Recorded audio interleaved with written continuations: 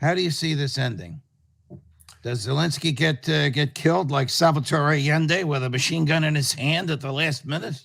No, I don't think so. In fact, I think the Russians, who have always known where he was from the very first moment, have very carefully avoided doing any damage whatsoever to him personally. I think the Russians would like someone that they can negotiate with, and they're negotiating with him and this small team that he sends to the negotiations in Belarusia in the hopes that they could end this with the least trouble as possible. Thus far, it hasn't worked. And I think it hasn't worked not because Zelensky's not willing to sign up, because he's given indications that he would. It's because we won't allow it to stop. So the real question is, when are we going to allow this killing to end? When are we going to allow some sort of treaty to emerge, or at least a ceasefire that results in a treaty? And that depends on the extent to which we ultimately find out that we failed in our attempt to bleed Ukraine, bleed the Russians, and remove Putin. I can't foresee Joe Biden acknowledging failure, or stated differently, declaring victory and going home. I mean, his approval ratings keep going up with every tick of the clock. He's got the hawks in both parties behind him. And if it was up to some of those Republican senators, we'd have troops on the ground. I just don't. I don't see the American military, industrial complex, and diplomatic folks recognizing the error of their ways. Do you? Well, there is something interesting here that merits attention.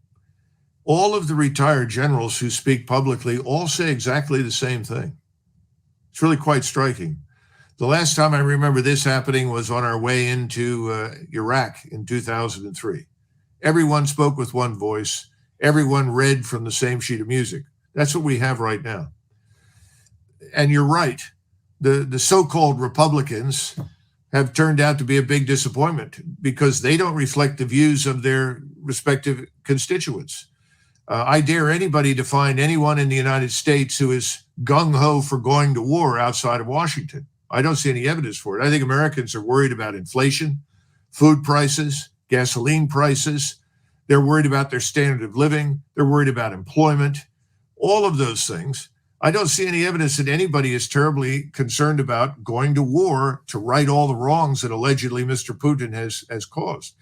So you have this bubble, and all of these people are involved in this narrative, and they're pushing it very, very hard. Well, obviously, they probably think they stand to benefit from this, certainly in terms of income from various donors who want to see conflict, right. Not just your defense organizations.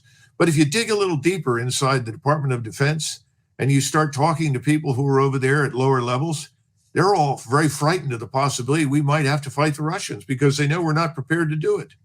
And then there's the nuclear dimension. That's even more lunatic because there are no winners in a nuclear exchange. That's widely understood. Right. So all of this is at the top. It's very, very strange. But then again, remember, Judge, we went almost overnight from the existential threat of the global caliphate to no more mention of the global caliphate, right, and to the great existential threat that China represents. All of a sudden, China's taken something of a back seat, and out of nowhere comes, the existential threat that Russia presents. It is amazing in my judgment. So well, the government, how do we get out of it? Well, the mainstream media is pretty elastic. They change very rapidly.